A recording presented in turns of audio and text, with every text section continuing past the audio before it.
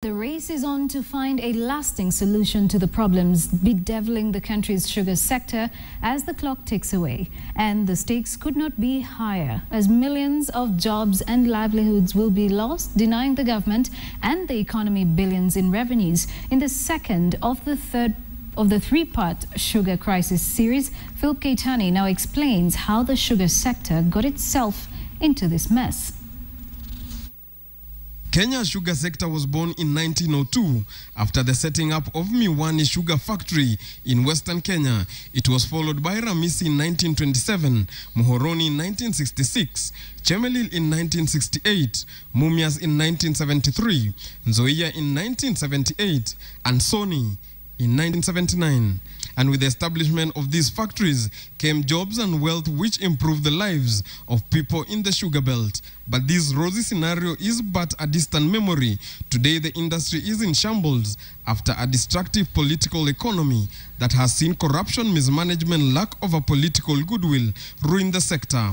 It is very, very necessary that we work very hard until the government has legislation, serious legislation, that puts to task individuals who bring in sugar to dilute the market and really hurt the sugarcane farmer. According to a report by the Center of Governance and Development, the sector requires 50 billion shillings to save it from total collapse. The industry also needs at least 20 billion shillings more to clear all debts from the sugar millers' balance sheets, and a further 20 billion shillings to invest in cogeneration and diversifications to save the sector that supports 6 million Kenyans. What they needed is actually to restructure the company so that it's lean, to separate the miller from the farmer, so that the farmer are able to take care of their own interests and the miller their own interests. And even though the government has pumped billions into the seemingly bottomless sector, it cannot afford to turn a blind eye to the crisis. It will require some substantial overhauling of certain systems and injection of new approaches to business. The state could also choose to go the privatization route, which has great success around the world, but this part is also uncertain. Over the last 12 years,